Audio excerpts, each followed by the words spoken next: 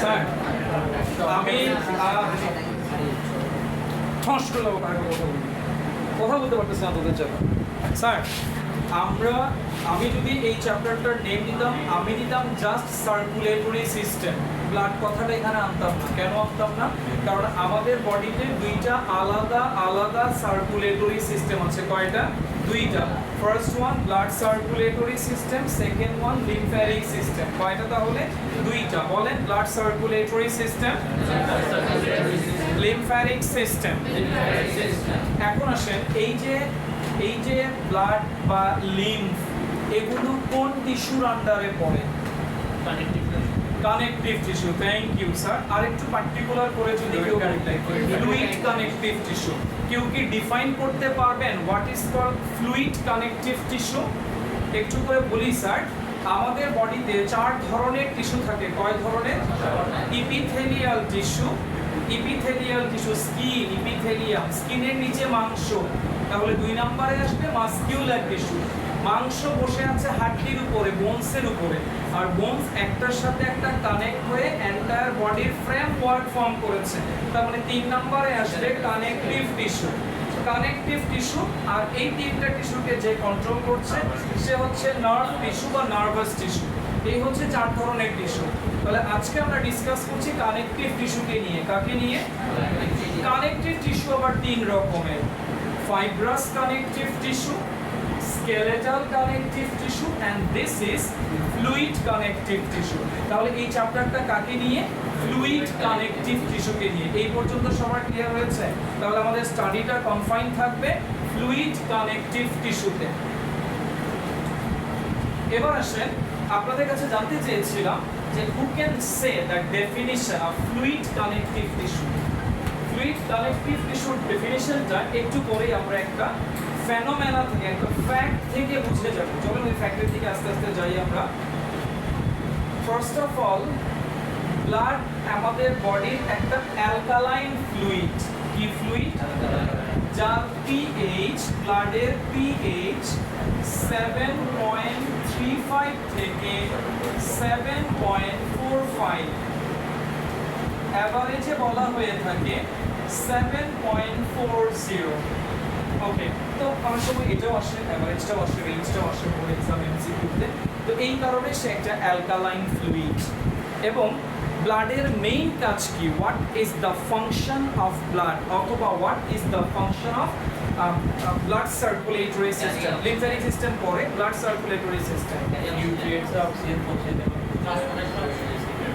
আচ্ছা অনেকগুলা ফাংশন আছে বলে শেষ করা যাবে না এর মধ্য থেকে as a student of higher secondary class 12 আপাতত দুইটা ফাংশন মনে রাখেন এক নাম্বার হচ্ছে ডাইজেশনে যে খাবারগুলা সিম্পলেস্ট ফর্মে চলে গিয়েছে সেই খাবারগুলোকে প্রত্যেকটা বডি সেলে রিচ করিয়ে দেয়া simplest food even simpler শুধু simplest না simpler food গুলোকে বডি সেলে পৌঁছিয়ে দেয়া number 1 this is the main function of blood এবার এই ফুডগুলোকে বার্ন করতে হবে আনলেস আপনি এনার্জি পাবেন না তো বার্ন করতে গেলে কোন গ্যাস লাগবে অক্সিজেন এই সেকেন্ড ফাংশন হচ্ছে বডির প্রত্যেকটা সেলে খাবার পৌঁছানোর পরে অক্সিজেনকেও পৌঁছিয়ে দেয়া যাতে করে ফুডটাকে অক্সিডাইজ করা যায় আর এই অক্সিডেশনকে বলে বায়োলজিক্যাল অক্সিডেশন মানে রেসপিরেশনের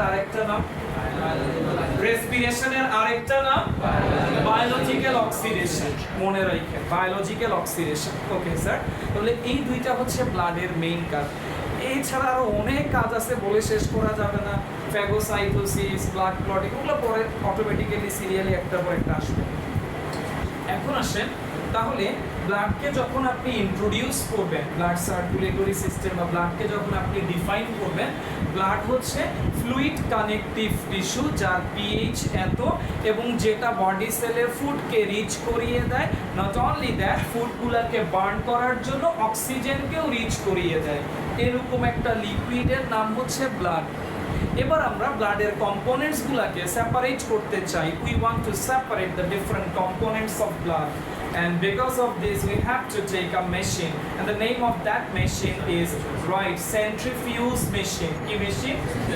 Centrifuge machine. আপনি শেভরনে যান অথবা এপিকে যান, ভালো ভালো যে ডায়াগনস্টিক সেন্টারগুলো আছে ওদের যে মলিকুলার বায়োলজি ল্যাব আছে আপনি দেখেছেন নিশ্চয়ই, আপনি বলছেন এটা যে মেশিনের মধ্যে টেস্ট টিউবটাকে রেখে টেস্ট টিউবটাকে কি করানো হয়, রোটেট করানো হয়, ঘোরানো হয়। চলেন স্যার এই বিষয়টা এবার আপনাদেরকে বুঝিয়ে দিই। ফার্স্ট অফ অল আমরা একটা 100 ml এর টেস্ট টিউব নিলাম। কত ml এর? 100 ml এর। দেন 100 ml ব্লাড নিলাম, এখানে 100 ml ব্লাড এখানে আছে। দেন মেশিনটা হচ্ছে আপনাদেরকে বলেছিলাম ক্লাসে যে মেশিনটা হচ্ছে অনেকটা কিসের মতো স্যার, ওয়াশিং মেশিনের মতো একটা মেশিন, বক্স টাইপ একটা machine. Look at here. Then এই মেশিনের এই ডোরটা খুলে ফেললাম, উপরে ডোরটা খোলা যায়, খুলে এখানে টেস্ট টিউব রাখার জন্য পকেটগুলো আছে। ইউজুয়ালি আমরা টেস্ট টিউব ক্ল্যাম্পে যখন টেস্ট টিউবটাকে রাখি তখন টেস্ট টিউবটা ভার্টিক্যাল থাকে, তাই না স্যার? আচ্ছা, এখানে যে বিষয়টা মনে করো এটা তার সেন্টার, এখানে যে পকেটগুলো আছে মোটেই পকেটগুলো ভার্টিক্যাল না, পকেটগুলো হচ্ছে এই যে মেশিনটার যে সেন্ট্রাল অ্যাক্সিস আছে সেই অ্যাক্সিসের সাথে পকেটগুলো 45 ডিগ্রি অ্যাঙ্গেল ক্রিয়েট করবে। এই অবস্থায় পকেটগুলো সবগুলো পকেট এভাবেই আছে। তাহলে ওরকম একটা পকেটে নিয়ে আমি টেস্ট টিউবটাকে এভাবে অবলিকলি রেখে দিলাম। মনে রাখো তুমি কিন্তু টেস্ট টিউবের ওপেনিংটাকে ঢাকনা দিয়ে ঢেকে দাও নাই, ইট রিমেইনস ওপেন। তো মেশিনটা তুমি ইন ফিউচার যখন বায়োলজিক্যাল সায়েন্সের যে কোনো রিসার্চে যাবে মেশিনটা আরও আদার অনেকগুলো পারপাসে ইউজ করা লাগে, ক্রোমাটোগ্রাফিতে ইউজ করা লাগে, ক্লোরোফিলের যেই ক্লোরোফিল বি এগুলোকে সেডিমেন্ট করার জন্য মেশিনটা ইউজ করা লাগে। আমরা ইউজ করেছি, আমি ইউজ করেছি। এই জন্য এই মেশিনটা ইউজ করার জন্য কিছু প্রিকশনস আছে। আমি একটা প্রিকশন জাস্ট বলে দিই, যেগুলো হাইলি এক্সপেন্সিভ মেশিন, অনেক দামি মেশিন স্যার, এগুলো খুব যত্ন করে ইউজ করা হয়। এখানে অনেকগুলো পকেট আছে, পকেট শেষ করতে পারবো না, এরকম পকেট অনেকগুলো আছে। তো আপনি যেই পকেটটাতে রাখছেন মনে করেন সেন্টার পয়েন্ট থেকে এটা কয় পকেট দূরে, এক পকেট, দুই পকেট, তাহলে সিমিলারলি এখানেও আপনি 180 ডিগ্রি অ্যাঙ্গেলে দুই পকেট দূরে আরেকটা টেস্ট টিউব রাখবেন সেম অ্যামাউন্ট অফ ওয়াটার দিয়ে। কিসের জন্য?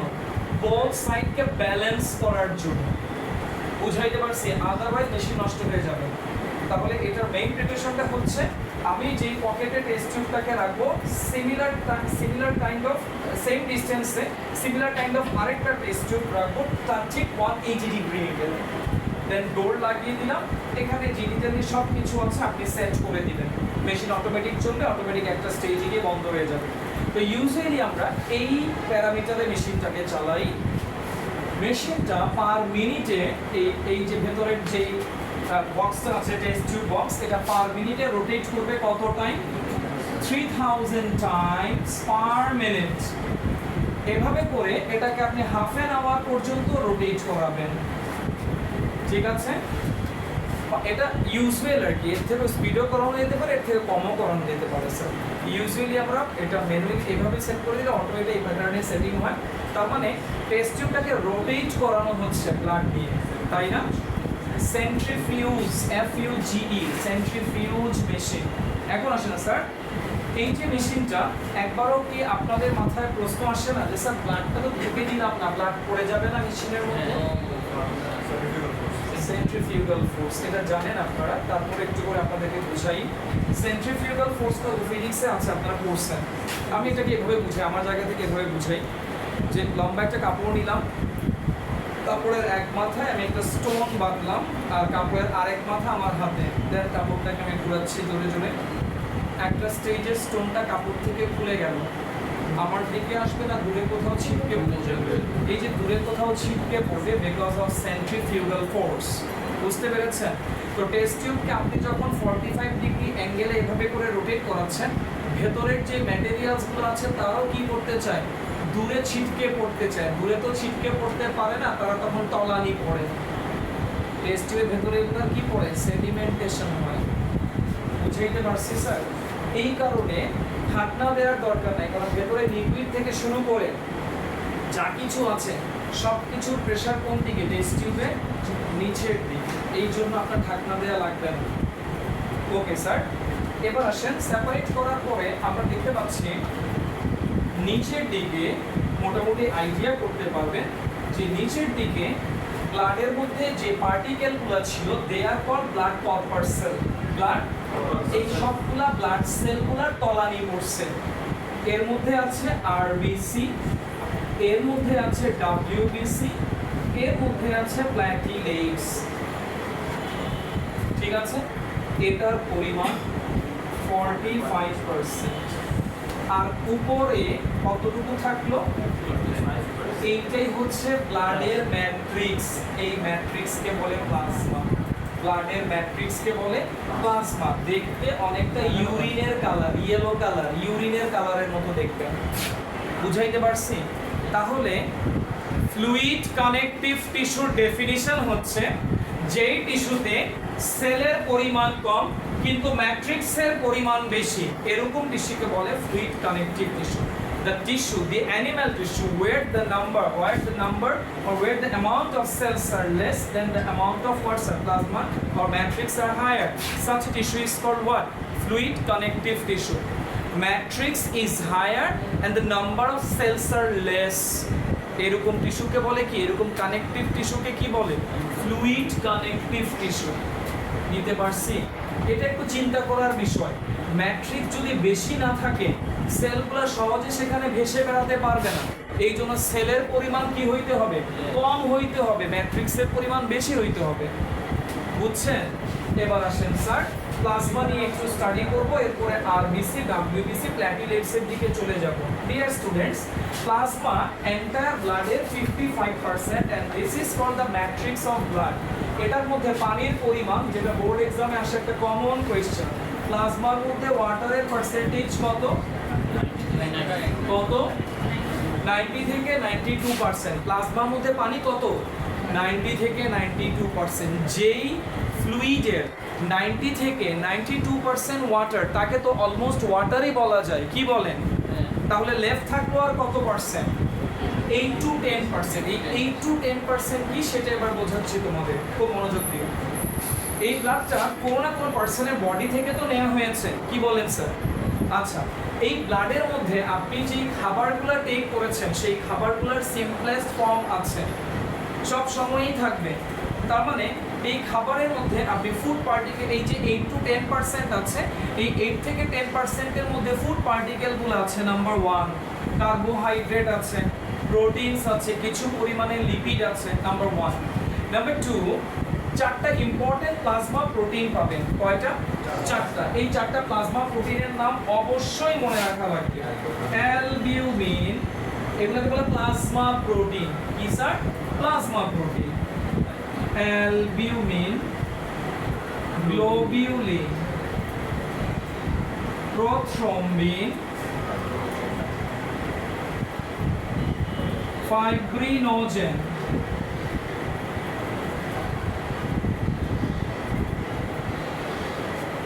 3 নাম্বার আর 4 নাম্বার প্লাজমা প্রোটিনকে বলে blood clotting factors. Prothrombin and ফাইব্রিনোজেনকে বলে ব্লাড ক্লটিং ফ্যাক্টরস। আপনারা জানেন যে প্রো প্রিফিক্সটা যেখানেই থাকবে ইট মিন্স ইনঅ্যাক্টিভ। যেমন পড়ে আসছেন প্রোরেনিন, প্রোরেনিন এটা একটা ইনঅ্যাক্টিভ ফর্ম, ঠিক আছে? তাহলে প্রোথ্রম্বিনটাও ইনঅ্যাক্টিভ ফর্ম, রাইট? তাহলে এই 8 থেকে 10% এর মধ্যে এই 4টা প্লাজমা প্রোটিন থাকবে। এরপরে হচ্ছে হরমোন। হরমোনকে কে ক্যারি করে স্যার বলেন তো? ব্লাড। এই ডিফারেন্ট হরমোনসকে পাবেন, ঠিক আছে স্যার? নাম্বার 4, নাম্বার 3 তে কার কথা বললাম? হরমোনস। নাম্বার 4 হচ্ছে ডিফারেন্ট মিনারেলস গুলাকে আপনি ইলেকট্রোলাইট ফর্মে পাবেন। সাপোজ সোডিয়ামকে পাবেন Na+ ফর্মে, ক্লোরাইড Cl- ফর্মে, ম্যাগনেসিয়াম Mg2, মানে এভাবে করে সবগুলো আয়নিক ফর্মে থাকবে। এগুলোকে বলা হয় ইলেকট্রোলাইট। এগুলো কোথায় সাসপেন্ডেড থাকবে? প্লাজমায়। তাহলে বুঝতে পারলাম প্লাজমার মধ্যে যে 8 to 10% আছে, এখানে ফুড পার্টিকেলস আছে, প্লাজমা প্রোটিনস আছে, তারপরে হরমোনস আছে, তারপরে এখন বললেন ইলেকট্রোলাইটস গুলো state. So all of this are the components of plasma. Now come to the point, blood corpuscle. আমি একটা কথা বলতে ভুলে গেছি, সেটা হচ্ছে এই 45% এর মধ্যে 44%ই হচ্ছে আরবিসি। 44%ই হচ্ছে আরবিসি, আর 1% হচ্ছে ডাব্লিউবিসি এন্ড প্ল্যাটিলেটস এর কম্বিনেশন। ঠিক আছে, লিখতেছি সেগুলো। এই এতটুকু জানা থাকলেও হবে ব্লাড সেগমেন্ট থেকে, এতটুকু মানে জানার চেষ্টা করি না আমরা ক্লাসে, যা বলছি এতটুকু জানার চেষ্টা করি। ওকে স্যার, তাহলে আসেন ফোনটা একটু সাইলেন্ট দিচ্ছি। ফোন এই কথা বলতে গেলে স্যার এটা গজবের মধ্যে পড়ে যাবে, এমনিতেই অনেক সময় নষ্ট হয়ে যাবে। নেক্সট এবার আসো আমরা এই যে 3 টাইপস অফ ব্লাড কর্পাসেলস সেগুলোর অরিজিন নিয়ে স্টাডি করবো। একটা হিউজ স্টাডিতে আমরা এন্টার করতে যাচ্ছি। এটা আগে তোমরা জানতো না, আজকে ফার্স্ট টাইম জানবা জিনিসগুলো। তো চলো স্টার্ট করি।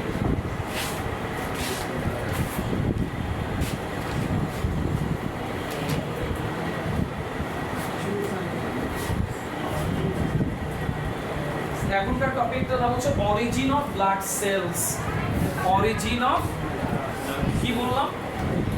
Origin of blood cells. এখন ব্লাড সেল বলবো না, ব্লাড কর্পাসেল বলবো। সেল বলবো না কেন? সেল বলতে কি সমস্যা? নাম্বার ওয়ান, যে অনেকে জানে স্যার সেগুলো এক নম্বর হচ্ছে মুভেবল সেলগুলোকে বলে ব্লাড কর্পাসেল। সেল না বলে কর্পাসেল বলে। সেল বললে ভুল হবে না, বাট কর্পাসেল বলাটা ওয়াইজ। নাম্বার টু, নর্মালি একটা অ্যানিম্যাল সেলের ভেতরে যে সাইটোপ্লাজমিক অর্গানেলিগুলো থাকার কথা, এই অর্গানেলিগুলো আপনি একটা ব্লাড কর্পাসেল বা ব্লাড সেলসগুলোর মধ্যে পাবেন না। যেমন ব্লাড সেলসে আপনি নিউক্লিয়াস পাবেন না, এক্সেপশন ডাব্লিউবিসিতে নিউক্লিয়াস আছে, আরবিসিতে নাই, প্ল্যাটিলেটসও নাই। নাম্বার টু, আদার যে cytoplasmic organelle like mitochondria, Golgi body, spindle, তারপরে এন্ডোপ্লাজমিক রেটিকুলাম, এই স্পিন্ডল অ্যাপারেটাস কোত্থেকে তৈরি হয়? সেন্ট্রোসোম থেকে। এই অর্গানেলিগুলো আপনি পাবেন না, এই কারণে তাকে সেল হিসেবে কনসিডার করা যায় না। তবুও মাঝে মাঝে আপনি শীটের মধ্যে, টেক্সটের মধ্যে সেল পাবেন, কারণ সেল হওয়ার শর্ত হচ্ছে whenever some amount of matrix remains surrounded by a semi permeable membrane, that time it is called cell। তো এই শর্ত তো ফুলফিল করে, সেই পার্সপেক্টিভ থেকে সে সেল। তো চলো এখনকার টপিকটা হচ্ছে অরিজিন অফ ব্লাড কর্পাসেল। শুরু করব stem cell of red bone marrow. চলো আমার সাথে সাথে লিখবেন স্যার, ওই লজিক ফলো করে তার নার্ভটা আমরা সেল করব। নার্ভকে প্লাস ওই জিনিসগুলো ওতে রেড বোন ম্যারো।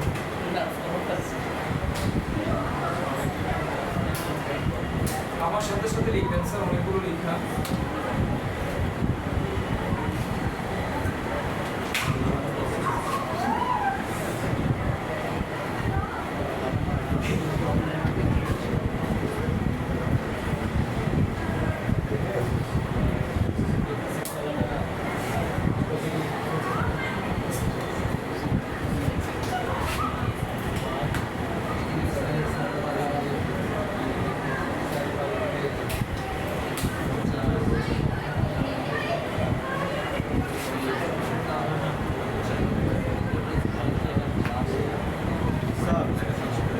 জি স্যার। তো প্রিভেন্টিভের মধ্যে স্যার ইয়া থাকে নিউক্লিয়াস মানে জি স্যার, দিয়েছি তো স্যার, তাহলে স্যার ওকে তো জি স্যার, বলছি একটু বলছি স্যার।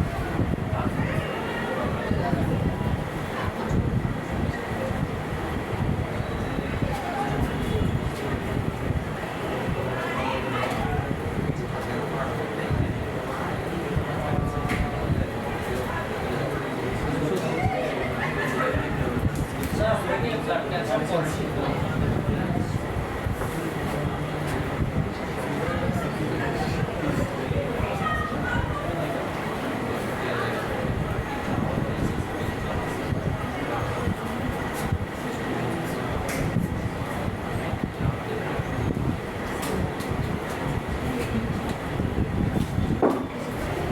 আসতে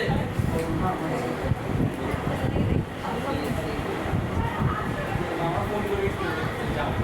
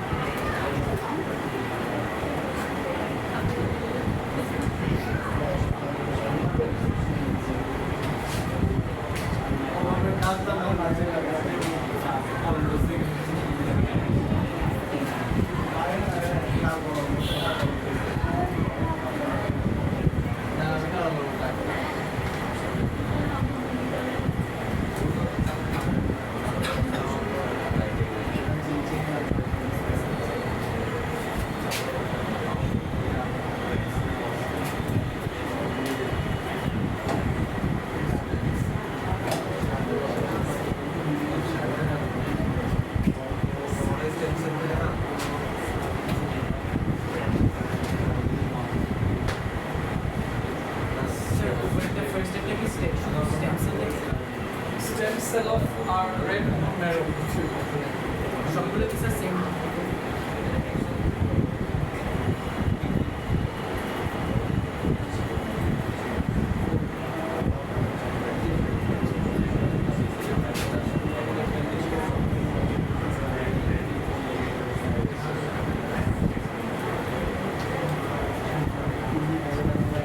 আমি এটা একটু ড্র করে দিই, তা নাহলে বুঝে দিতে পারবো না।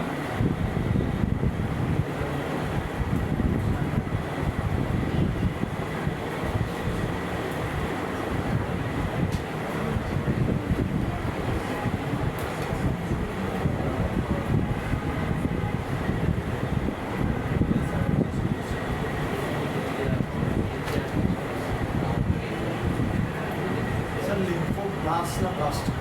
লিম্ফোব্লাস্ট BLAST।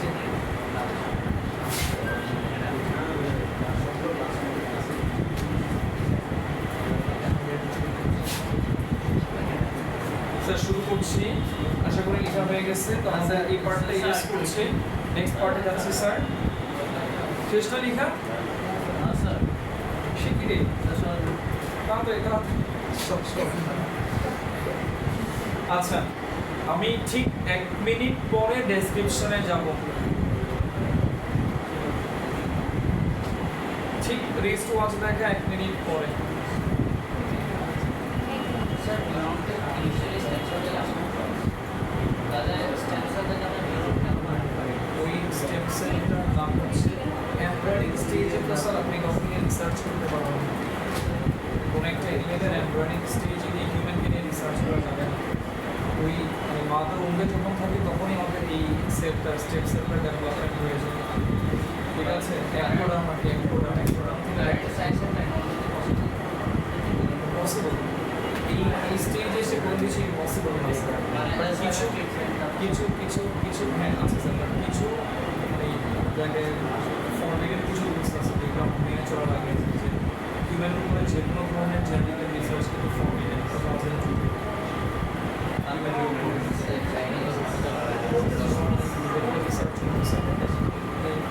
কেউই চায় না যে আমাদের সারাউন্ডিংসে সুপার হিউম্যান থাকুক, কেউই চায় না। ঠিক আছে, জেনেটিক্যাল রিসার্চের মাধ্যমে আমরা সুপার হিউম্যান ক্রিয়েট করতে পারি।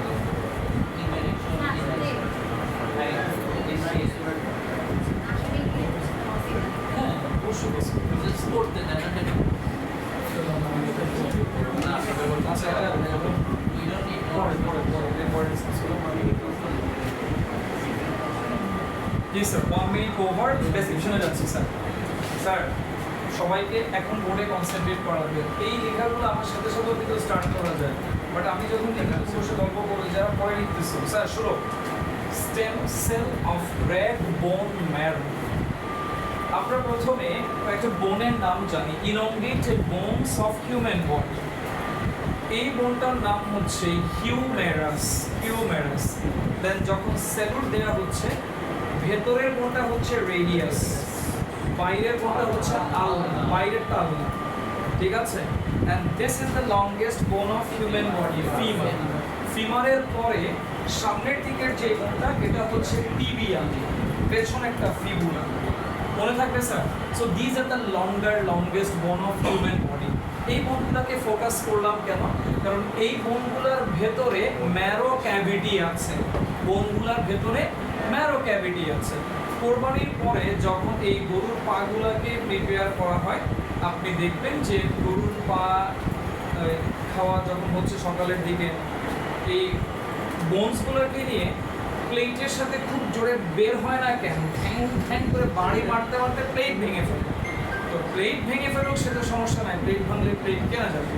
সমস্যা হচ্ছে এই যে ঝোলগুলো এদিক সেদিক ছিটকে বাসায় যে অন্যরা বসে খাচ্ছে কারোর কোনো খবর নাই, ওটা বের করার জন্য সবার মুখে ঝোল তুলছি অবস্থা, কাপড় চোপড়ে ফেলে অবস্থা খারাপ। আচ্ছা যাই হোক স্যার, তো ভেতরে যে ক্যাভিটিটা দেখতে পাচ্ছ বোনের ভেতরে সেটা হচ্ছে ম্যারো ক্যাভিটি, আর যে ম্যাটেরিয়ালসগুলো বের হচ্ছে ওটাই হচ্ছে বোন ম্যারো। এখন যেটা বোন ম্যারো সেটা আবার দুই রকমের, red bone marrow, yellow bone marrow. আমাদের লাগবে red bone marrow. Red bone marrow কোথায় থাকে? এটা যদি একটা ইলংগেটেড বোন হয় এই জায়গায় আর এই জায়গায়, টার্মিনাল এন্ডের জায়গাগুলো বোনের সোলেন, এই সোলেন রিজিয়নে থাকবে রেড বোন ম্যারো, আর মিডল রিজিয়নে থাকবে ইয়েলো বোন ম্যারো। আমাদের লাগবে কাকে স্যার? টার্মিনাল এন্ডের দিকে থাকা ম্যারোগুলোকে, যার নাম red bone marrow. Dear students, এই ম্যারোর ভেতরে একটা স্টেম সেল থাকবে। কি থাকবে? একটা না, এক গ্রুপ অফ স্টেম সেল থাকবে। What is meant by stem cell? Stem cell হচ্ছে এমন একটা মাদার সেল যে নিজেকে ডিভাইড করে মাল্টি ডাইভার সেলে কনভার্ট করতে পারে, এরকম মাদার সেলকে বলে স্টেম সেল। যেমন লিভার, একটা লিভারের হেপাটোসাইট স্টেম সেল, কারণ লিভার কেটে নিলে ওই সেলগুলো আবার কি করে? ডিভাইড করে রিজেনারেট করে। তাহলে যেই সেলের এরকম ডিভাইড করার ক্ষমতা আছে, অন্য সেল প্রডিউস করার পাওয়ার আছে, এরকম সেলকে বলে স্টেম সেল। আর এই পাওয়ারকে বলে টটিপটেন্সি। টটিপটেন্সি একটা ওল্ড টার্ম আমাদের জন্য, হাইড্রাতে পড়ছিলাম। ইন্টারস্টিশিয়াল সেল, এটা একটা স্টেম সেল, অনেকগুলো সেলে নিজেকে কনভার্ট করতে পারে। এই সেলটা থেকে প্রথমে প্রডিউস হচ্ছে এরিথ্রোব্লাস্ট। ফুল কনসেন্ট্রেশন আমার কথায় দেওয়া লাগবে। এই অবস্থায় আমরা সেলটা ঠিক মাঝখানে, যেহেতু এটা একটা অ্যানিম্যাল সেল, অ্যানিম্যাল সেলে নিউক্লিয়াস থাকবে মিডলে। একটা আরবিসি মিডলে কে আছে? নিউক্লিয়াস আছে, এই যে উইথ নিউক্লিয়াস লেখা হয়েছে না। দেন নিউক্লিয়াস এক্সপেল করা হচ্ছে। কেন এক্সপেল করা হচ্ছে এটা যদি বুঝতে চাই আমাকে আরবিসি স্ট্রাকচারটা ড্র করতে হবে। লুক এট হিয়ার স্যার, আরবিসিটাকে আমি কেটে ফেলেছি, দুই টুকরা করে ফেলেছি। এটা আরবিসি 3D স্ট্রাকচার। তোমরা হাফ দেখতে পাচ্ছ, this is the thickness of RBC. এদিক দিয়েও দেবে গেছে মাঝখানে, নিচের দিকেও দেবে গিয়েছে। এই দেবে যাওয়া পার্টকে আমরা বলি concave. So it's a biconcave cell, both সাইডসে কনকেভ আছে বলে আরবিসি কে আমরা কি বলবো? Biconcave cell. এই যে মাঝখানে এসে হঠাৎ করে র্যাপিড দেবে গিয়েছে, শ্রিঙ্ক করেছে, ভেতরের দিকে চাপ দিয়েছে, কাকে প্রেস করেছে? সেন্টারে থাকা নিউক্লিয়াসকে। ওই চাপে নিউক্লিয়াস সেলের ভেতর থেকে বাইরে চলে আসে, র্যাপিড একটা শ্রিঙ্কিং হয়। এরপরে গিয়ে আমরা যেই ম্যাচিউর আরবিসি পাচ্ছি, এরিথ্রোসাইট, সেটার সেন্টারে আর কাকে পাচ্ছি না? নিউক্লিয়াস। তার মানে আর্লি স্টেজে আমাদের আরবিসি গুলো যখন এরিথ্রোব্লাস্ট ছিল সেখানে নিউক্লিয়াস কিন্তু ছিল, ম্যাচিউর স্টেজে গিয়ে থাকে না। ঠিক আছে, তাহলে এটা আসছে কোন সেল থেকে? এরিথ্রোব্লাস্ট থেকে। দেন ডব্লিউবিসি যে 5 ধরনের, আগে তোমাকে এই 5টা টাইপের নাম জানা লাগবে। বলো, neutrophil, eosinophil, basophil, monocyte, lymphocyte. এই 5টা টাইপকে এট ফার্স্ট 2টা ক্যাটাগরিতে ডিভাইড করা হয়েছে। যখন এই ডাব্লিউবিসিকুলার সাইটোপ্লাজমে তুমি granule, different kinds of protein granule দেখতে পাবা, তখন তুমি তাকে বলবা গ্র্যানুলোসাইটিক WBC, and they are first 3 from 5 types, and they are এটা দেন এটা এ গ্র্যানুলোসাইটিক, বাকিটা এটা বুঝবে, এ গ্র্যানুলোসাইটিক ডাব্লিউবিসি, মনোসাইট, লিম্ফোসাইট। তো গ্র্যানুলোসাইট যারা, তারা আসছে কোন মাদার সেল থেকে? এই রেড বোন ম্যারোর সেলগুলো, কিছু সেল মায়োলোব্লাস্টে কনভার্ট হয়, দেন সেখান থেকে নিউট্রোফিল, ইওসিনোফিল, বেসোফিল ফর্ম করে। আর এরা ইন্ডিভিজুয়ালি ফর্ম হয়, monoblast, monocyte, lymphoblast, lymphocyte. Blast সাফিক্সটা যেখানে ইউজ হচ্ছে, it means this cell remains in developing condition. Well, লাস্টের ব্যাপারটা তোমাদের জন্য একেবারেই নতুন, এটা একটু বোঝার চেষ্টা করো। বলো, megakaryoblast, megakaryocyte, it's a megakaryocyte. Then সেলগুলো থেকে কিছু প্রজেকশন গ্রো করছে। লেটার এই প্রজেকশনগুলো কার থেকে সেপারেট হয়ে যাচ্ছে? এই প্রজেকশনগুলোকে বলে সেল ফ্র্যাগমেন্ট। কি বলে? এই সেল ফ্র্যাগমেন্টগুলোই হচ্ছে প্ল্যাটিলেটস অর থ্রোম্বোসাইট। তার মানে platelets or thrombocyte cell না, they are cell fragment coming from which mother cell? Megakaryocyte.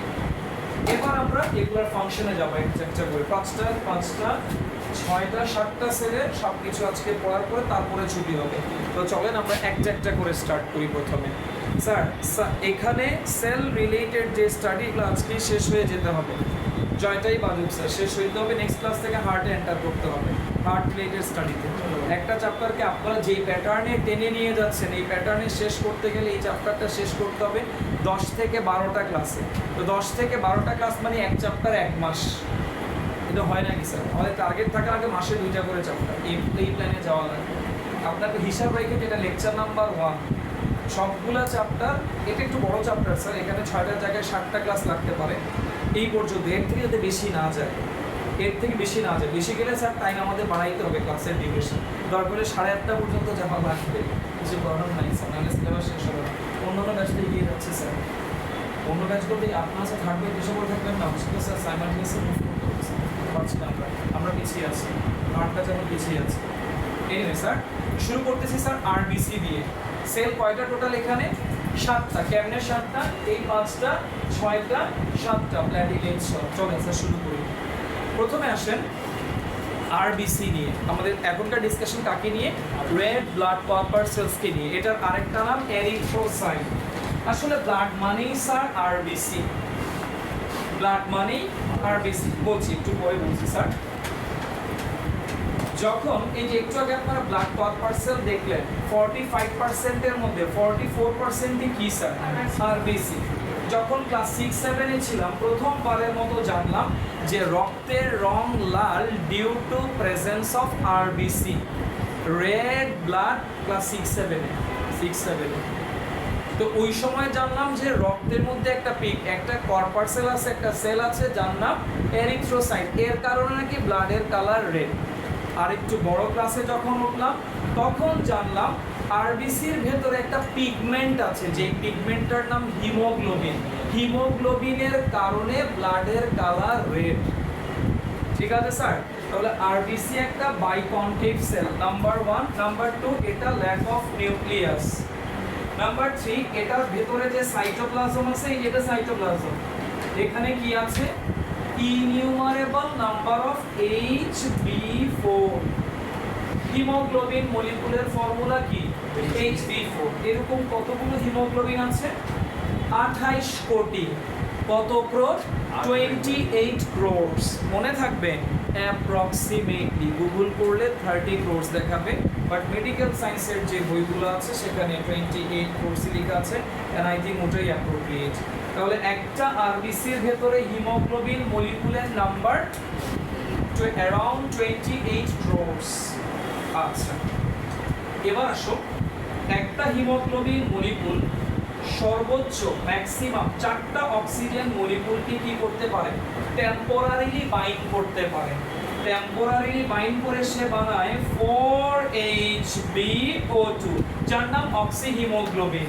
So the main function of RBC is to carry oxygen for the body cells. আরো function আছে, আগে একটা বুঝো। Okay sir, এখন আসো, আমাকে ask করা হয় যে স্যার এটা রিভার্সিবল রিঅ্যাকশন কেন? রিভার্সিবল রিঅ্যাকশন এই কারণে, এটা একটা টেম্পোরারি মলিকুল। যখন এই আরবিসি বডি সেলের কাছে যাবে এবং যখন দেখবে যে এই বডি সেলে অক্সিজেনের কনসেন্ট্রেশন কম, তখন উল্টা রিঅ্যাকশন দিয়ে কাকে ফ্রি করে দিবে? Then this oxygen will be entered into that respective body cell. Well, এবার আসো, আরবিসি কিছু পরিমাণের কার্বন ডাই অক্সাইডও ক্যারি করে। এই ইনফরমেশনটা মনে হয় আগে অনেকে জানতাম না। কিছু পরিমাণ কার্বন ডাই অক্সাইডকেও সে ক্যারি করে in the form of carbamino compound. কার্বামিনোর ফর্মুলা হচ্ছে NHCOOH, কার্বামিনো কম্পাউন্ড। এই COটা হচ্ছে কার্বন ডাই অক্সাইড, এই COটা হচ্ছে কার্বক্সিলিক অ্যাসিড না। ঠিক আছে? তাহলে in the form of carbamino compound. এটা চ্যাপ্টার 5 এর শীটটা সবাইকে দিয়েছি না স্যার? চ্যাপ্টার 5 এর শীটটাতে আছে, চ্যাপ্টার 5 ব্রিদিং এন্ড রেসপিরেশন, ঠিক আছে? সবাইকে দেওয়া হয়েছে না স্যার? চ্যাপ্টার 4 এখনো দিইনি। কোনটা স্যার? সি ডাবল মানে কার্বন ডাই অক্সাইড, মানে আরবিসি কিছু পরিমাণে কার্বন ডাই অক্সাইডও ক্যারি করে, ট্রান্সপোর্ট করে, ঠিক আছে? তাহলে আরবিসির দুইটা প্রধান কাজ কি? মেজর ফাংশন কি? To carry oxygen. আর বাকি কাজ কি? কিছু পরিমাণে সে কি করবে? কার্বন ডাই অক্সাইডকেও ক্যারি করবে। তো আরবিসির ভেতরে মাইটোকন্ড্রিয়া নাই।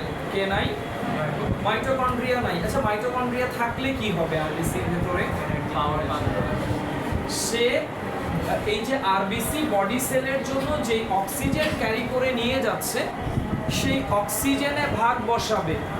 এটা গল্প ক্লাসে বলেছিলাম তোমাদেরকে, এখানে একটু করে বলি স্যার। এটা বোঝার মতো স্যার, গল্পটা থেকে অনেক কিছু শেখার আছে স্যার। তো এটা আমার স্টুডেন্ট লাইফে ঘটে যাওয়া একটা ঘটনা। এটা আমি ক্লাস কলেজেও তোমাদের বলেছি, এখানে তো তারা আছে অবশ্যই, ওদের জন্য স্যার বলা দরকার। আমার ফ্রেন্ড ইকরাম হোসেন সোহেল, আমরা তখন 2002 এর কথা বলছি, আজ থেকে অলমোস্ট 23 ইয়ার্স ব্যাকের কথা। তো ফিভার তার তখন তো তোমাদের মধ্যে এখন যেভাবে হাতে হাতে ফোন আছে ওরকম ফোন ছিল না, বাসায় হয়তো একটা বাটন ফোন ছিল, ঠিক আছে? তো আমরা ফোন ফ্যাক্সের দোকান থেকে বাসায় কল করলাম। বাসায় কল করার পরে আন্টি ধরলেন, আন্টি ধরে বললেন যে তোর সেভারেল ডেজ ধরে সে বিছানায়, ফিভার, হাই ফিভার। তো আমরা ফ্রেন্ডরা মিলে ডিসাইড করলাম যে ওকে দেখতে যাবো কোচিংয়ের পরে আর কি। তো সন্ধ্যার দিকে আমরা কোচিং শেষ করার পরে ওর বাসায় যাচ্ছিলাম। যেহেতু পেশেন্টকে দেখতে যাচ্ছি, আমাদের প্ল্যান হচ্ছে যেহেতু ইউজুয়ালি পেশেন্টকে দেখতে গেলে আমরা কিছু ফল ফ্রুটস নিয়ে যাই। কি নিয়ে যাই? ফল ফ্রুটস। ফল আবার ফ্রুটস। আসেন স্যার, বাংলা ইংলিশ দুটো মিলে আছে। ফল ফ্রুটস, লাভ লস। আসেন, বাংলা একটা, ইংলিশ একটা, লাভ লস। আসেন স্যার। তো বাসায় যখন নিয়ে যাচ্ছি, 1 কেজি অ্যাপেল নিলাম আর 1 কেজি গ্রেপ নিলাম। নিয়ে তখন তো সিএনজি ছিল না, আবার 2 স্ট্রোক ইয়েলো কালারের একটা বেবি ট্যাক্সি ছিল। ওই ট্যাক্সির মধ্যে উঠে বসলাম। উঠে বসে ফটফট করে আমরা যাচ্ছি হাসপাতাল গেটের দিকে, বসে হাসপাতাল গেট। তো যাওয়ার পথে ফ্রেন্ডরা মিলে চিন্তা করলাম, তো অ্যাপেলগুলো যে নিচ্ছি, 4 ফ্রেন্ড ছিলাম আমরা, তো একটু তো চেখে দেখা দরকার যে ফ্রেন্ডের জন্য নিচ্ছি, ভালো না খারাপ, বলে হ্যাঁ একটু চেখে দেখি। তো সবাই একটা একটা করে 4 জন মিলে 4টা অ্যাপেল খেয়ে ফেলবো। তো এক ফ্রেন্ড বললো আঙুরগুলো তো দেখা দরকার, ওটাও ভালো না খারাপ নিচ্ছি কি না কি বলে, আবার আন্টি একটু চেখে দেখি। এরকম করতে করতে 1 কেজি বাসা পর্যন্ত রিচ করতে করতে হয়ে গেল হাফ কেজি। গল্পটা এখানেই শেষ। এখন এই গল্পে অক্সিজেন হচ্ছে ফ্রুটসগুলা, আর যেই ফ্রেন্ডটা সিক সেটা হচ্ছে বডি সেল, আর আমরা হচ্ছে মাইটোকন্ড্রিয়া। আচ্ছা, আগে এটা বুঝছো কিনা আগে এটা বলো। তার মানে মাইটোকন্ড্রিয়া দিলে মাইটোকন্ড্রিয়া খাবারগুলো অক্সিজেনকে খেয়ে ফেললে বডি সেলে রিচ করার আগেই নিতে পারছো? ওকে স্যার, সোভা একদম এক বিন্দুও মিথ্যা বলছি না। তোমাদেরকে আমি যে গল্পগুলো শেয়ার করি এগুলো সব লাইফে ঘটে যাওয়া ঘটনা, বানাই একটা কথা বলি না স্যার। আমার ফ্রেন্ড থাকলে, ও ফ্রেন্ড আমার ইয়ার হাটাজারিতে একটা স্কুলে আছে, ওকে একবার দেখি প্রমাণ করতে পারি, এখনো যোগাযোগ আছে।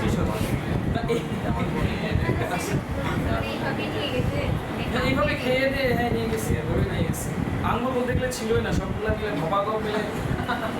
মানে ওই সময় চিন্তা করো, মানে ফ্রুটসগুলো একটা ধোয়াটা ওয়াশ করার ব্যাপার আছে না, ওইগুলো মাথায় নাই, খাচ্ছি কি অবস্থা ছিল।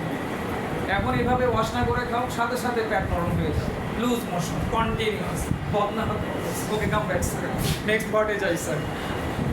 আসেন, এর পরের কোশ্চেনটা হচ্ছে RBC related study is over, now come to the point of WBC. WBC মানে ফ্যাগোসাইটোসিস। ডব্লিউবিসি মানে what is called phagocytosis? Mahadev বাড়ি বলে থাকে।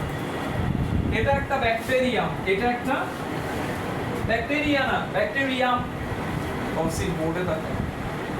Bacterium singular, bacteria plural. এটা একটা ডব্লিউবিসি। ডব্লিউবিসি বুঝতে পারলো যে তার থেকে একটা পার্টিকুলার ডিসটেন্সে একটা জার্ম আছে, একটা ব্যাকটেরিয়া আছে। দেন ডব্লিউবিসি ওই ব্যাকটেরিয়াটার দিকে মুভ করবে। মুভমেন্টের সময় সে তার বডির সাইজ এন্ড শেপকে অল্টার করতে পারে, চেঞ্জ করতে পারে। একটা স্টেজে সে যখন ব্যাকটেরিয়ার কাছাকাছি চলে আসবে, ব্যাকটেরিয়াটাকে ঠিক এইভাবে করে সিউডোপড ক্রিয়েট করে এনগালফ করে ফেলবে। আর এভাবে সিউডোপড ক্রিয়েট করে জাম্প এনগালফিং এর কিলিং প্রসেসকে বলা হয়েছে ফ্যাগোসাইটোসিস। দেন এই দুইটা সিউডোপড জোড়া লেগে যাবে।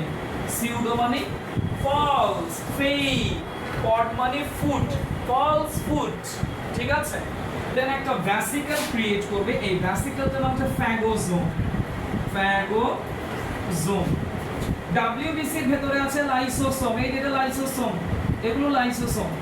দেন লাইসোসোম গিয়ে ফ্যাগোজোমের সাথে মার্চ করছে, এই দেখো মার্চ করছে, এবং তার ভেতরে থাকা ডেঞ্জারাস এনজাইমগুলো কোথায় ছেড়ে দিছে? ফ্যাগোসোমের মধ্যে ছেড়ে দিছে। এখন পুরো ভ্যাকুয়ারটাকে বলে ফ্যাগোলাইসোসোম। এভাবে করে লাইসোসোমের সাহায্যে WBC জীবাণুকে ধ্বংস করে, আর এই কিলিং মেকানিজমকে বলে ফ্যাগোসাইটোসিস। একটা 2 মার্কসের কোশ্চেনে সলভ করে দিলাম এই মুহূর্তের মধ্যে। ভাইরাসকে তো স্যার ভ্যাকসিনের মাধ্যমে কিল করা হয়, অ্যান্টিবডির মাধ্যমে কিল করা হয়। এভাবে করে ভাইরাসকে কিল করা যাবে না। ভাইরাসের তো ডিফারেন্ট, চ্যাপ্টার ইয়েতে আছে, 10 এ আছে, ইমিউন সিস্টেম পড়াবো স্যার। অ্যান্টিবডির মাধ্যমে কিভাবে অ্যাগ্লুটিনেশন করে ভাইরাসকে কিল করা হয়। ওয়েল, তাহলে আমরা বুঝতে পারলাম যে WBCর কাজ হচ্ছে ফ্যাগোসাইটোসিস প্রসেসে আমাদের বডিতে ঢুকে যাওয়া germ as well as heavy metals like mercury এগুলাকে ডিস্ট্রয় করা। তবে ফ্যাগোসাইটোসিস সবাই দেখায় না, ফ্যাগোসাইটোসিস শুধু দেখায় নিউট্রোফিল আর মনোসাইট, বাকি কেউই ফ্যাগোসাইটোসিস দেখায় না। এবার চলো আরেকটু ডেপথে যাই। স্যার আমরা প্রায় পড়তে গিয়ে এই টার্মটা পাই, ম্যাক্রোফাজ। ম্যাক্রোফাজ এই যে আরবিসি কে ব্রেকডাউন করলো লিভার, সেখানেও ম্যাক্রোফাজকে পেয়েছিলাম। আমরা যখন একটা অ্যালভিওলাসের স্ট্রাকচার পড়ি, অ্যালভিওলাসে 2 ধরনের সেল থাকে, সেপ্টাল সেল 1 আর টাইপ 1 সেল, টাইপ 2 সেল। আপনারা পড়েছেন অ্যালভিওলাসের স্ট্রাকচার, ইভেন আমার শীটেও আছে এটা। দেন এইখানে একটা ম্যাক্রোফাজও থাকে জার্মকে কিল করার জন্য। তো ম্যাক্রোফাজের সাথে WBCর সম্পর্ক কি? প্রথম কথা, যেই 7টা সেলের টাইপ নিয়ে আমরা স্টাডি করছি তার মধ্যে বিগেস্ট হচ্ছে ম্যাক্রোফাজ, বিগেস্ট। আর ম্যাক্রোফাজ যদি অপশনে না থাকে তাহলে WBC, তারপরে ছোট হচ্ছে RBC, একদম ছোট হচ্ছে বুঝতেই পারতেছো প্ল্যাটিলেটস অর থ্রোম্বোসাইট। আরেকটা MCQ বোর্ড এক্সামে খুবই কমন, সেটা হচ্ছে RBC আর WBC রেশিও কত? 700:1। বাট রিসেন্ট বইয়ে 700:1 নাই, আগের বছরগুলোতে পড়াইছে, এখন আছে 600:1। 600টা যদি থাকে RBC, একটা থাকবে WBC। এটা আজীবন মনে রাখতে হবে, বায়োলজি ইন ফিউচার আমার থাকুক আর না থাকুক, এই ইনফরমেশনগুলো রাখা লাগবে। যেমন ইউরিয়া কোথায় সিনথেসিস হয়? লিভারে, ঠিক আছে। এত বলার পরও তোমরা MCQতে কিডনি মার্ক করবা, অনেকেই মার্ক করো, দুঃখ লাগে স্যার, মানে বারবার ক্লাসও বলি এই কথা, এখানেও বলি, তারপর মার্ক করবা তোমরা, ঠিক আছে স্যার। তাহলে RBC আর WBC রেশিও হচ্ছে 600:1। অপশনে যদি 600:1 না থাকে, 700:1 থাকে, 700:1 মার্ক করবা। ওকে স্যার, এখন আসো নিউট্রোফিল আর মনোসাইট। আচ্ছা, ম্যাক্রোফাজটা ক্লিয়ার করি। যখন বডিতে জীবাণু ঢুকে, চ্যাপ্টার 4 তুমি পড়ছো ম্যালেরিয়াল প্যারাসাইট, এই যে স্পোরোজয়েড যখন বডিতে ঢুকছে, ঢোকার পরে সে একটা পার্টিকুলার টাইম বিং পর্যন্ত ব্লাডের প্লাজমায় ছিল, সেই ডিউরেশনটা কতটুকু? 30 মিনিটস। সেই ডিউরেশনটা কতটুকু? এক সময় পড়াইতাম 45 মিনিটস, বাট রিসেন্ট বইয়ে কত আসছে? 30 মিনিটস। এই সময়টাতে সে কোথায় থাকে? প্লাজমায়, ব্লাডের প্লাজমায় থাকে। তার মানে প্রথমে যে কোনো জীবাণু কোথায় অবস্থান নেয়? ব্লাডের প্লাজমায়। এই অবস্থায় জার্মগুলোকে কিল করার দায়িত্ব হচ্ছে নিউট্রোফিলের। কার? নিউট্রোফিলের। Let us consider germs are huge in number. Microorganisms are many in number. তো এতগুলো জার্মকে একসাথে কে কিল করতে পারে না? নিউট্রোফিল কিল করতে পারে না, তখন কিছু জার্ম নিউট্রোফিলকে ফাঁকি দিয়ে বডি সেলের ভেতরে ঢুকে যায়, যেভাবে ঢুকেছিল ওই যে স্পোরোজয়েড, লিভার সেল, হেপাটোসাইটের ভেতরে ঢুকে হয়ে গেছিল ক্রিপ্টোজয়েড, রাউন্ড হয়ে গেছিল cellular spindle shape structure. Okay sir, তার মানে বডি সেলের সাইটোপ্লাজমও কি থাকতে পারে, জীবাণু ঢুকে বসে থাকতে পারে। ওই জার্মগুলোকে খুঁজে খুঁজে কিল করার দায়িত্ব কার? মনোসাইট। জার্মগুলোকে খুঁজে কিল করার আগে নিজের সাইজকে সে 5 টাইমস বিগার করে, তখনই সে হয়ে যায় ম্যাক্রোফাজ। ম্যাক্রো মিন্স লার্জ, ফাজ মিন্স টু ইট, খেয়ে ফেলবে, জীবাণুকে খেয়ে ফেলবে। ঠিক আছে, তাহলে ম্যাক্রোফাজের সাথে কার সম্পর্ক? মনোসাইটের সম্পর্ক। মনোসাইট নিজের সাইজকে 5 টাইমস বিগার করে সেলের সাইটোপ্লাজমে থাকা জীবাণুগুলোকে খুঁজে খুঁজে কিল করবে, ফ্যাগোসাইটোসিস প্রসেস। এবার আসো বাকি ট্যাক্সগুলোর মধ্যে যাই। বাকি ট্যাক্সগুলোর মধ্যে যে কিছু করার নাই স্যার, আমাকে শেষ করতে হবে স্যার, এই প্যাটার্নে যাওয়া লাগবে, দেরি হইলেও কিছু করার নাই। বাকি ট্যাগগুলোর নাম বলি, ফাংশন বলি, নাম না ফাংশন বলি। Eosinophil, ব্যাসোফিল, lymphocyte. লিম্ফোসাইটটা আগে বলি তাহলে মনে থাকবে। জার্মকে, মাইক্রো অর্গানিজমসকে, প্যাথোজেনকে, হোয়াট ইজ কল্ড প্যাথোজেন?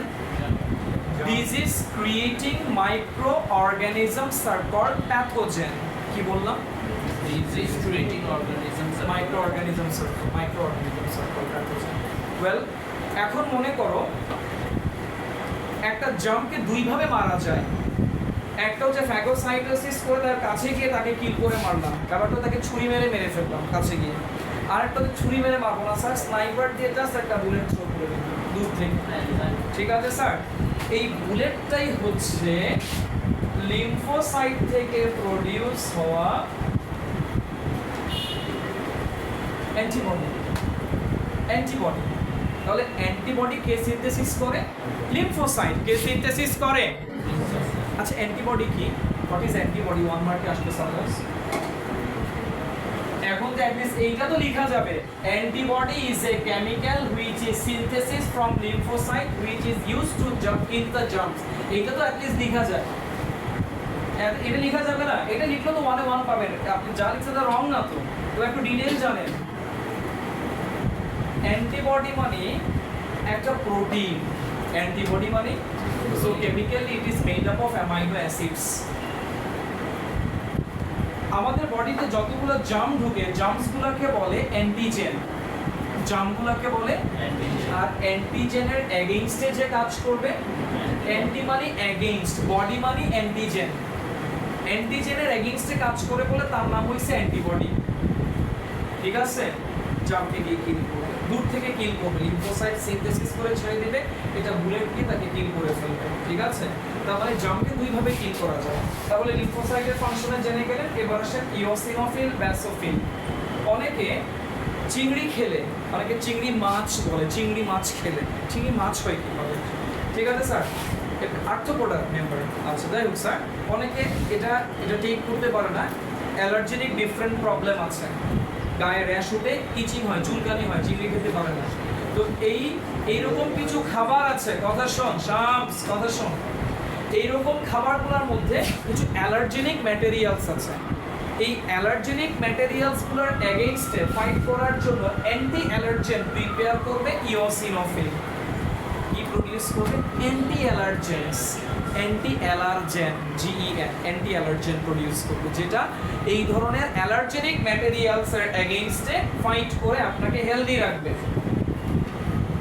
তো যাদের ক্ষেত্রে হচ্ছে না, যাদের ক্ষেত্রে হচ্ছে, তাদের ক্ষেত্রে বডি বেশি সাসেপ্টিবল, পারছে না, ইওসিনোফিল পারছে না কভার করতে, তাদের বডিতে প্রবলেম হচ্ছে, জেনেটিক্যাল কিছু প্রবলেম হচ্ছে। আচ্ছা, এবার আসো ব্যাসোফিল। ব্যাসোফিলের ফাংশনটা আলাদাভাবে মনে রাখা লাগবে।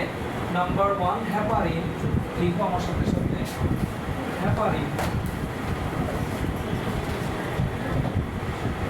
নাম্বার 2 হিস্টামিন,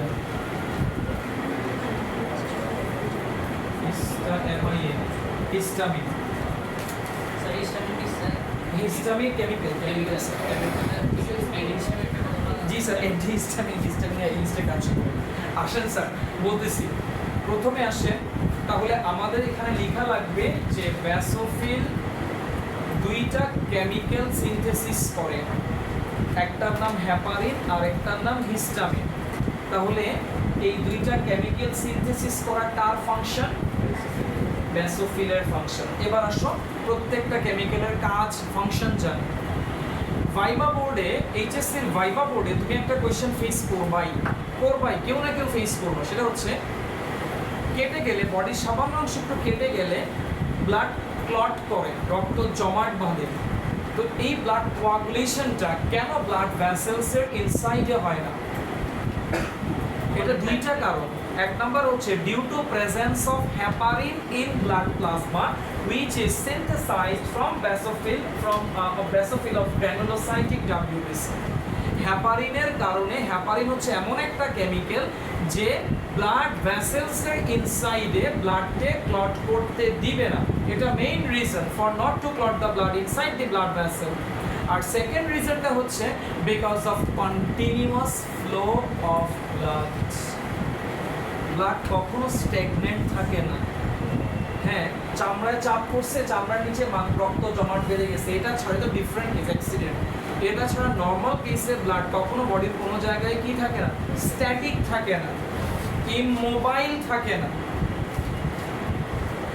ওকে স্যার, এই যে due to presence of heparin, হ্যাপারিনকে বলা হয় অ্যান্টি ব্লাড কোয়াগুলেন্ট। হ্যাপারিনকে বলা হয় অ্যান্টি ব্লাড কোয়াগুলেন্ট, কোয়াগুলেশন এগেইনস্টে কাজ করে। আর হিস্টামিন হচ্ছে one of the fighters of immune system, one of the fighters, অনেক ফাইটারের মধ্যে থেকে একটা। হিস্টামিন আপনার ইমিউন সিস্টেমকে বুস্ট আপ করবে, ঠিক আছে? ইমিউন সিস্টেম কিন্তু আমাদের পড়াশোনা নাই, কারণ আমাদের 9-10 বইয়ে ইমিউন সিস্টেম, আমরা ডাইজেস্টিভ সিস্টেম নিয়ে পড়ছি, আমরা সার্কুলেটরি সিস্টেম নিয়ে পড়ছি, রেসপিরেটরি সিস্টেম নিয়ে পড়ছি, এক্সক্রিটরি সিস্টেম নিয়ে পড়ছি। 9-10 বইয়ে ছিল না ইমিউন সিস্টেম, যেটা 12 ক্লাসে আছে। ইমিউন সিস্টেম নামে চ্যাপ্টার 10 আছে, ওখানে গিয়ে এই হিস্টামিন নিয়ে স্টাডি করবেন। এটা ইমিউন সিস্টেমকে কি করে? অ্যাক্সিলারেট করে, বুস্ট আপ করে। So that's it from my side regarding আর এটা তো জানো, এটা কি করবে? রক্ত জমাট বাঁধায়, ব্লাড তো যে কেটে গেলে ব্লাডকে কি করে? কোয়াগুলেট করে। নেক্সট ক্লাসে এই ব্লাড কোয়াগুলেশন নিয়ে একটা ক্লাস যাবে, পুরো ক্লাস ব্লাড কোয়াগুলেশন নিয়ে যাবে। মেকানিজম অফ ব্লাড ক্লটিং 4 মার্কসে আসবে। বল।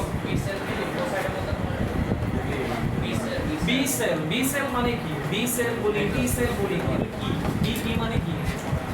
বি মানে হচ্ছে বি সেল অ্যাক্টিভেট করে। বি সেল হচ্ছে বোন ম্যারো থেকে যেটা আসে, এটা বি সেল। আর টি সেল মানে এটা থাইমাস থেকে গিয়ে নিজেকে এগিয়ে টি সেল বলি। Both of this are lymphocytic WBC. B cell মানে অ্যান্টিবডি রিলিজ করে। বি সেল কেন? যে কোনো লিম্ফোসাইট অ্যান্টিবডি রিলিজ করে, শুধু বি সেল কেন? স্যার ফাইব্রোজেন লাগে না? লাগবে তো।